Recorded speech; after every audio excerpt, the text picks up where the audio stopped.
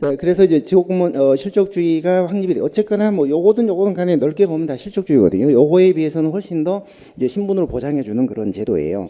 그래서 장점에 보시면 이제 전문가를 시험 봐서 뽑아가지고 신분 보장해 주니까 행정이 상당히 능률적이고 전문적으로 됩니다. 그러나 이제 단점은 중앙인사기관이 모든 인사를 다 해주는 거예요. 뽑아가지고 배치해주고 시험 과목 결정하면 전부 중앙에서 다. 우리는 인사혁신처가 하잖아요. 이런 식으로. 인사가 직권적이고 각 부처의 어떤 실정을 모르는 형식적 인사를 할 수가 있습니다. 그리고 더 문제가 되는 거는 신분 보장을 기본적으로 해주기 때문에 전공 교체 관계없이 물갈이를 안 하잖아요. 그렇기 때문에 공무원들이 이제 신분 보장이 되니까 좀 무사안일해지는 거예요. 국민의 여망에 민감하게 대응하거나 뭐 책임을 물을 방법이 없는 거예요. 들어올 때만 열심히 해가지고 들어오면 정년 때까지 뭐 게으름을 피워도 뭐 심판할 방법이 없어요. 따라서 신분 보장이라는 가치가 너무 강조되다 보니까 이제 대응성, 국민의 이 대응성은 국민 여망에 부응하는 거예요. 또 책임성도 국민에게 책임을 지는 거예요. 그런 게 부족해요. 그래서 과연 무엇을 위한 실적주의냐, 누구를 위한 지옥군 문제냐, 이제 이런 문제가 제기되면서 그 아래 맨 아래 이제는 꼭 시험 봐서만 뽑지 말고 뭐 성적이 좀 떨어지는 사람도 할당해서 임용을 하자, 이런 게 대표 관리. 시험 성적이 중요한 게 아니다. 그리고 신분 보장도 너무 강하게 해줄 필요가 없다. 그리고 중앙인사기관을 너무 키워서 중앙에다 다 인사를 맡길 게 아니라 각 부처가 알아서 해야 돼. 분권화, 인사권의 분권화. 그 할당제가 대표 관료제예요. 대표 관료제. 못 사는 사람들도 일정 부분 할당을 하고 소외계층들도 좀 영입을 하고 하려면 시험 성적만 가지고 할 게 아니라 할당 임용을 하자는 거죠. 그게 대표 관료제예요. 그리고 또 정치적 중립을 여기서는 엄청 강조를 했습니다. 이게 정치의 희생양이 공무원이 됐었기 때문에 그거를 차단하기 위해서 여기서는 중립이라는 걸 엄청 강조했는데, 그러다 보니까 공무원들이 정치하고 완전 단절이 돼서 정치적으로 무감각해진다든지 이런 문제가 생기는 거예요. 그래서 너무 공무원들한테 중립을 엄하게 요구하는 것도 고통이다. 그래서 필요하면 정치적 임명도 하고 또 정치적 중립도 조금 완화를 시켜주자.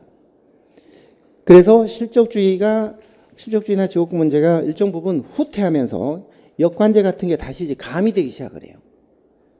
그래서 나온 게 적극적 인사. 이게 훨씬 더 적극적 인사다. 적극적 인사의 핵심이 바로 이 대표 관료제. 그래서 크게 우리가 인사를 구분하면 엽실적 이렇게 흘러갔지만 조금 더 세분하면 엽실직대 이렇게 변했다. 자, 그러면 이번에요 역관제를 보겠습니다. 자, 요게 우리 인사행정의 1절, 2절 이론과 제도를, 요 부분은 이제 공직 분류 2절에 나온 것이고요. 요 뒷부분은 2절, 요 앞부분은 이제 1절에 내용. 자, 그럼 역관제부터 보겠습니다. 필기 노트는 102쪽에 있어요. 102쪽. 지금 이 설명드린 게 다 102쪽에 있습니다. 자, 그러면 역관제는 A급이고요. 그러나 간단해요. 이미 지금 설명 한번 여러분 들으신 그게 전부예요.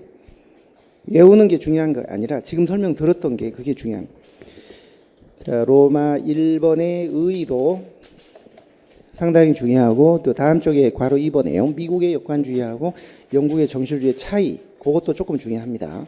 그리고 로마 2번의 1번, 이제 미국의 역관주의가 어떻게 이제 발달했냐, 그것도 상당히 중요하고요. 로마 3번도 상당히 중요하고, 3번 발달 요인. 4번 역관주의가 나쁘다 이렇게 생각하시면 안 돼요. 장점도 많아요. 장점. 그래서 그 장단점, 그게 아주 중요합니다. 역관제 장점은 문제가 많이 나오죠. 역관제 최대 장점은 오히려 민주주의가 발달하고 정당 정치가 발달하면 역관주의가 나온다는 거예요. 국민들한테 선거나 정당을 통해서 책임을 물을 수 있는, 질 수 있는 그런 제도가 역관주의니까 오히려 역관주의가 훨씬 더 민주적이라고 생각을 했었죠. 잭슨도 그렇게 생각을 했고, 한 50년간 그 믿음이 국민들한테도 받아들여졌었거든요. 근데 가필드 대통령 암살당하고 뭐 이러면서 문제가 터진 거예요. 자, 그러면 일본의 역관제 맨 아래 공직 임용의 기준을 정당에 대한 충성도나 인사권자의 어떤 개인적인 친분에 두는 제도를 말하는데, 정당에 대한 충성도에 따라 하는 게 역관주의고 인사권자의 개인적인 친분에 따라 하는 게 그게 정실주의예요. 역관주의는 미국이고 정실주의는 영국인데 나라가 다르지만, 역관주의는 왼쪽 날개 표를 보시면 정당에 대한 충성도, 정치적인 보상이나 정치적인 연골에 따라 인사를 하는 것이고, 정실주의는 꼭 정치적인 보상은 아니에요. 개인적인 친분, 개인적인 연고나 친분에 따라 인사를 하는 거예요. 그게 차이점이에요. 바꿉니다. 바꾸면 안 돼요. 미국, 영국, 그다음에 정치적이냐 개인적이냐.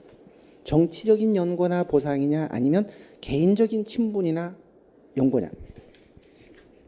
로마 2 1번 역관주의를 보겠습니다. 임기4년법 나오지요. 임기4년법. 자, 그 다음에 3번에 잭슨 민주주의 나오죠. 잭슨이안 데모크라시.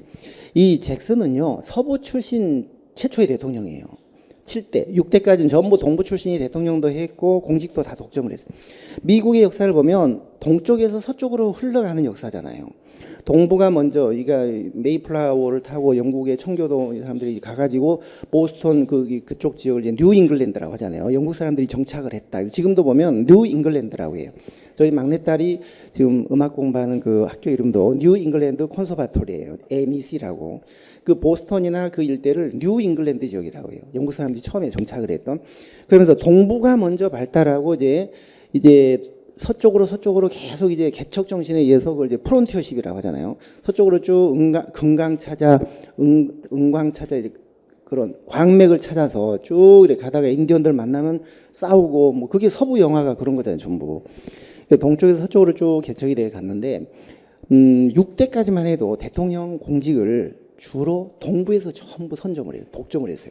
그런데 서부 출신 대통령인 이 앤드류 잭슨이 서부 개척민들의 지지를 얻어서 처음 대통령이 된 거예요. 어떻게 하면 동부 출신들이 장악하고 있는 이 공직을 다 몰아내고 서부 출신들한테 좀 나눠줄까? 그래서 나온 게 역관주의예요. 전리품은 승리자의 것이다. 두 번째 줄. 전리품은 승리자의 것이다. 두 번째 줄. 특정 지역 및 소수 상위 계층이 공직을 독점하고 있는 현상을 타파하고, 그게 이제 동부 출신들이 독점을 하고 있었다는 거예요. 자, 그거를 타파하고 보다 많은 사람들이 공직에 참여할 수 있는 길을 열어주자. 그래서 정권이 바뀌면 다 나가라, 바꾸자. 이제 그걸 주창을 하게 됐고, 그게 민주적이라는 신념이 그 당시에는 받아들여졌다고요, 여기에. 그래서 거기 괄호 3번의 그 내용이 미국의 역관주의가 시작되게 된 그 배경인데, 한 7줄. 굉장히 중요한 말이죠. 쭉 읽어보시면 이해가 될 수 있어요. 쭉 서부 개척민, 잭슨 대통령, 상위 계층의 공직 독점 타파, 공직을 널리 개방한다. 승리한 정당이 공약을 강력하게 추진하기 위해서 정권이 바뀌면 공직 경질 원칙에 따라 대대적으로 공직 교체를 단행한다. 그래서 1829년에 잭슨 대통령이 이제 앞으로 인사는 이렇게 할 거다라고 정식으로 표방을 했죠. 1829년 잭슨 민주주의. 그래서 오른쪽에 로마 3번에 보시면 이 역관주의가 오히려 정치적 민주주의의 요청에 부합되는 거예요. 국민들한테 책임을 물을 수 있고 민주주의나 정당 정치가 발달하면 그게 역관주의가 필요하기 때문에 오히려 이게 민주주의와 함께 발달한 제도예요. 이게 비민주적인 제도가 아니에요. 2번도요. 정당 정치가 발달하려면 국민들한테 책임을 져야 돼요. 공무원들도 같이 책임져야 돼요. 그런 제도가 역관주의예요. 따라서 합치면 1번, 2번 합치면 민주주의와 정당 정치가 발달하면서 오히려 역관제는 필요하게 된 거다. 그러니까 달리 말하면 역관주의 장점에는 민주주의나 정당 정치 발달에 기여한다. 그렇게 봐야 돼요. 맨 아래 4번의 장점도 보시면 정당 정치 발달에 기여한다. 그다음에 다음 쪽에 3번 관료제를 주기적으로 쇄신시킬 수가 있다. 정권 바뀌면 싹 교체할 수 있다는 거예요. 이런 게 우리는 없으니까 적폐청산이라는 이름으로 자꾸만 내몰고 이상하게 하는데, 이런 게 있으면, 자, 예를 들어 국장급 이상은 지난 정권에 충성했던 사람이니까 싹 나가라. 싹 내보내면 되는 거죠. 정권 바뀌었으니까. 근데 우리는 그런 제도 좀 없으니까 그냥 배기 싫은 공무원들 내쫓아야 되겠는데 명분이 없으니까 적폐청산이라는 이름으로 지금 내몰고 있거든요. 역관주의는 그게 공식적으로 인정이 되는 제도예요. 싹 물갈이 하는 거예요. 4번. 자, 그렇게 해서 오히려 국민의 지지를 얻은 정당이 관료들을 임명하고 함께 국민들한테 책임을 지겠다는 거예요. 그렇기 때문에 네 번째 줄 정치인들 입장에서 보면 굉장히 강력한 리더십을 행사할 수 있죠. 공무원들이 정치인들한테 이제 꼼짝 못하는 거예요. 임명권을 갖고 있으니까. 자, 그래서 네 번째 줄 국민의 지지에 따라서 정부가 구성되고 또 국민의 지지를 얻은 정당의 당원들이 주로 고위 공무원들을 하기 때문에 하기 때문에 이 정치권과 행정부 간의 관계도 아주 원만해요. 같이 함께 책임을 지는. 대통령제이지만 약간 내각제 같은 그런 기능을 할 수가 있는 게 역관주의예요. 대통령제이지만 우리나라는 정말 대통령 중심제가 맞더라고요. 보니까 전기요금 깎아줘라 하니까 대통령 한마디 하니까 다 깎고, 먹방 규제라 하니까 규제하고, 은산분리 완화. 우리 금산분리, 은산분리 지난번에 규제 때 공부했잖아요. 금산분리, 산업자본이 금융자본에 얼마 이상 진입을 하면 안 된다. 그런데 이제 IT, 카카오뱅크 때문에 지금 그런 얘기가 나온 건데요.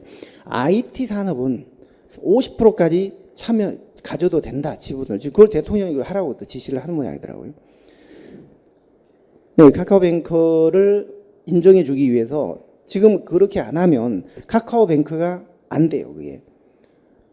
그러니까 그걸 인정해 주려다 보니까 IT 산업은 예외적으로 50%까지는 금융자본에 참여할 수 있다, 지분을 가질 수 있다, 그렇게 예외를 인정하라는 거거든요. 그것도 대통령이 지시하니까 그것도 다 검토하고 있다고 하던데, 우리는 정말 안 되는 것도 대통령 한마디에 모든 게 해결되니까, 전기요금, 금산분리 문제, 먹방 같은 거 대통령 말 한마디면 다 되는 거 보니까 우리는 정말 대통령 중심제가 맞구나 실감이 들더라고요.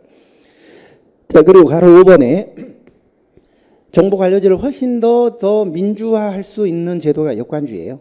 네 번째 줄, 행정의 민주성, 대응성, 참여성. 참여라는 거는 정치적 참여입니다. 자, 인사행정에서 참여라는 말이 나오면 앞에 정치적 이 말이 생략됐다고 보시면 돼요. 정치하고 행정이 연계된 제도잖아요.